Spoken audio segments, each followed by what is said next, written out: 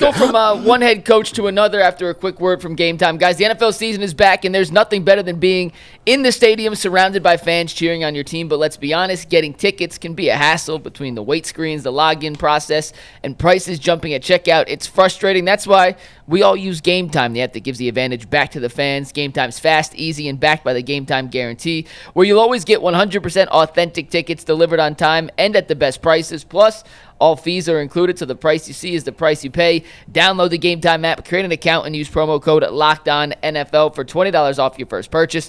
Once again, that's promo code LOCKEDONNFL for $20 off. Swipe, tap, ticket, and go. Download Game Time today. Bull, you mentioned this a little earlier, and I'm glad you did, but both Stefanski and Mike McDaniel are certainly on the hot seat. They are now at the top of the next coach to be fired list after Bill Callahan got canned in Tennessee. So do you envision a world where the loser of this game on Sunday could be without their head coach come Tuesday? Could the loser of this game get fired? Is it at that level? I think it's more likely that Mike McDaniel would get fired than Kevin Stefanski. Even though I don't know what Jimmy Haslam's thinking.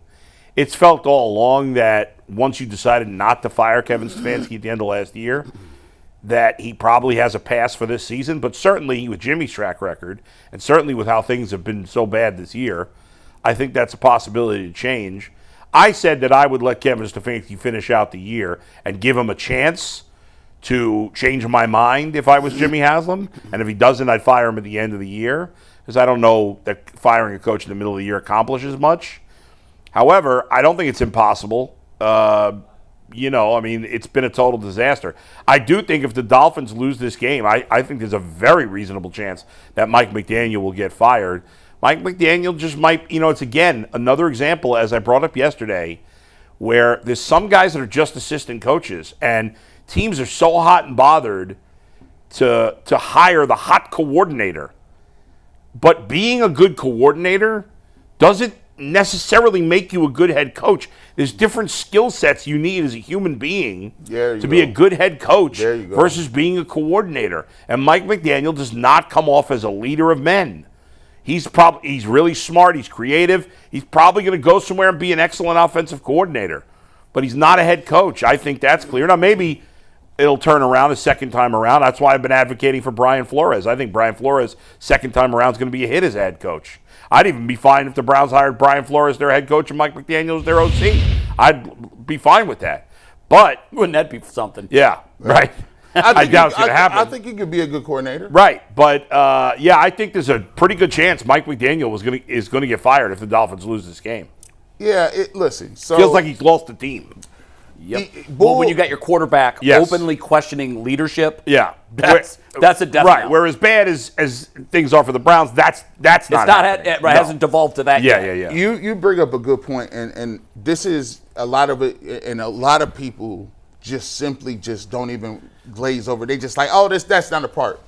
A head coach is just not about X's and O's and calling plays and whether your third down call was correct or not. Right.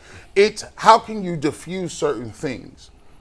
Like, you're supposed to be talking and communicating, and I just don't like the fact that he does not use the media more.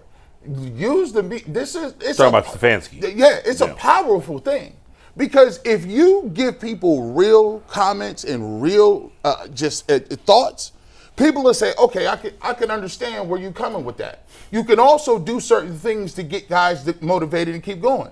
Like, if it's Myles Garrett and Myles Garrett says those comments, and they come out the next week, and you say, listen, I echo what Myles Garrett is saying. I'm saying the same thing. Yeah. It's every other week. It's the same week we doing it. And trust me, we understand that.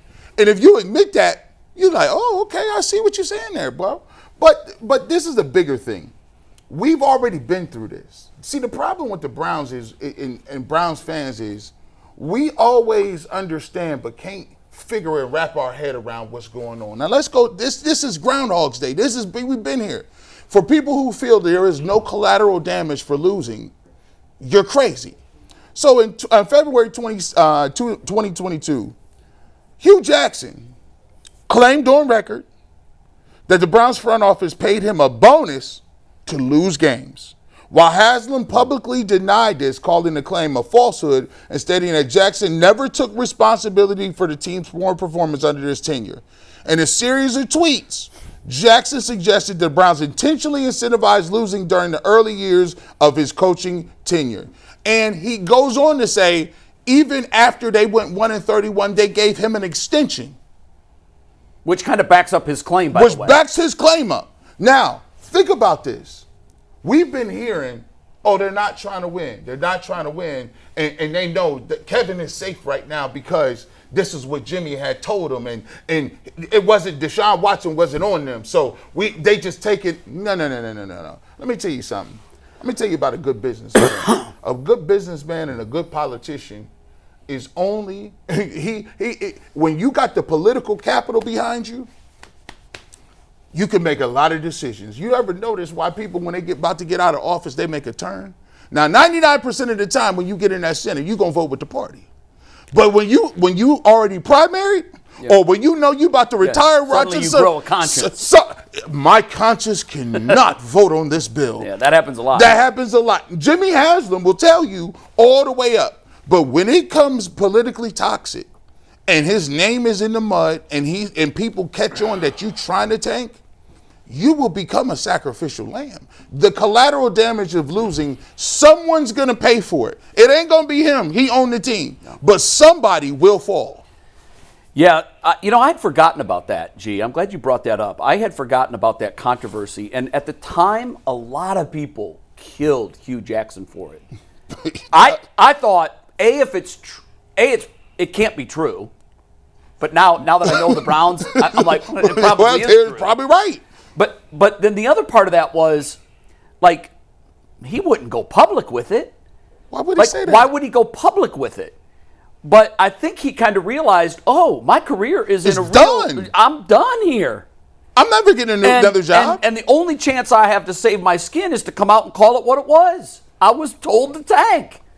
And it's a bad strategy. It's a losing strategy. It forms the culture of a losing organization. And the fact that we're doing it, by the way, so quickly after doing it once, it wasn't even a decade removed, and we're doing it again. There were guys there that, remember, Myles Garrett. He was there. He was there. I've lived this twice. Interesting about, back to the point of firing. I wish I had $1 for every time in my career since I've been working in sports media that I saw a coach get a vote of confidence and get fired within the calendar year. Yeah. A lot of times it happens within the month. Yeah, a couple weeks. In fact, the vote of confidence sometimes a bad thing. Well, but no, listen. It's sometimes like if you have to say something, you know something underneath is happening. In sports media, it's called the kiss of death. Come here, let me kiss your cheek. Yeah. That is the kiss of death. Fredo, don't get kissed. It happens a lot more than you'd think. And all that being said, I do think Stefanski gets the year. I do. Yeah. After that, depending on how bad this movie ends, I don't know that he gets a year after this. Even with Jimmy saying, yeah, everybody's fine. You can say one thing, but when you read enough headlines and your name's taken enough arrows, you got to do something. And Jimmy's proven to be that guy. But I do think with you, Bull, I think if Mike McDaniel loses this game, yeah, he's gone. The optics of it is, wait, we just lost to another bottom feeder on the heels of a week in which our de facto leader questioned leadership on the team. Right. We've lost, it's when the inmates start to run the prison that everything starts to be looked at from 30,000 feet. And I think Mike McDaniel, and I agree with you, I think he's a really bright offensive mind, but he has proven that it's been a slow and steady decline since his immediate jolt to the arm when he got the job. Yeah. It's been a slow and steady decline to the point where I don't think he's going to make a good head coach. And by the way, he won't be the first coordinator that was a whiz coordinator that failed miserably at being a head coach. Josh McDaniels is another one. Yeah, Mike Martz was cold back in the day. There were a lot of them. Can you bring up that picture of McDaniel again, Mike? The first one? Buddy Ryan. The one you just had on the screen. This one? No. It's going to go through. So you tell us when to stop it. Boy. All right. There. Nope. It's the last one, not that one, not that one. It's where you can see there's a theory going around. Yeah, his capri shorts. I You think can't wear the next capri picture. pants. That the two coaches that wear capri pants are Mike McDaniel and what's his name with the Jets? Aaron Glenn. Aaron Glenn. He's They're he's on thin ice. They're too. both wearing capri pants. A head football coach can't It's wear this capri picture. pants. You can't see his ankles. But you're right, Bull. That's not a not a good look for him. I mean, Harbaugh took slack for wearing khakis, but Yeah. I mean, they're khakis. His ankles are covered and they win. Yeah. You can't be the overly tough, over the top defensive minded coach. You can't you got to have some soft qualities in terms of, hey, I need to least soften the blow. Yeah. I can't be up here going crazy on the media because then they're gonna hunt you out. Then they're gonna get you up out of here. Aaron Glenn's going to get fired after 1 year. You think he'll make it through the year? I think so, but they don't play that game. I saw Mike Greenberg already. In New York, you Called can't. for his You job. can't. You can't. Yeah. You got to have guys. Go back. Listen, what you guys need to do is go get you some old school corporate compliance. Dust off them playbooks and them books. Go send them to a retreat in Myrtle Beach. Get up at 7 o'clock and drink your coffee, and they tell you how to be nice to each other and tell each other your bad names, but saying it in a nice way. Yeah, you got to learn how to write emails for a living. Haslam has to be thinking, thank God for Woody Johnson. Right. Thank God that there's another team that's as inept or more inept than we are, because they really are right now. They're cousin organizations. By the way, another thing, I don't understand why every year fans think that Justin Fields is going to be good when he goes to a new place. We've seen. He's just bad. I don't understand this. Oh my goodness! A lot of people, seen a lot enough. of my friends who are Jet fans were like, "Yeah, Justin Fields is going to be." I'm Hold like, on. What? You know what, McNuggets? Yeah, based on what? Yeah. McNuggets, I'm so stupid. Oh, this is crazy. So let me hold on. Let me give you this. So we've been talking about this dome and it's 29, right? Yeah. And you know how goodwill works, right? Mm-hmm. And we said we just got to be good by the time the dome comes. Yeah. Why are we not thinking about this? The same way that dome is coming 4 years down the pipeline. Why would you even consider bringing old furniture into a new house?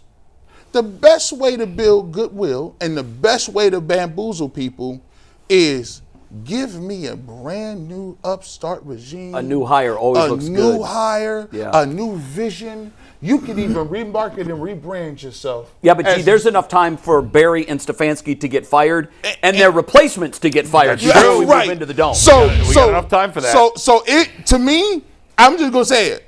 I don't care what they do. The rebrand is coming and the rebrand is happening. It may not happen now, but if you get another coach and another vision and he's completely different, he's gonna at least Jay, get a 2-3 runway right on and you can fool enough people into buying season tickets if you hire the new shiny object. There you go. I don't know why you dummy. You should have been thinking about this right now, G. Bush. You're a fool. Thank you. Bad job out of you, G. Bush.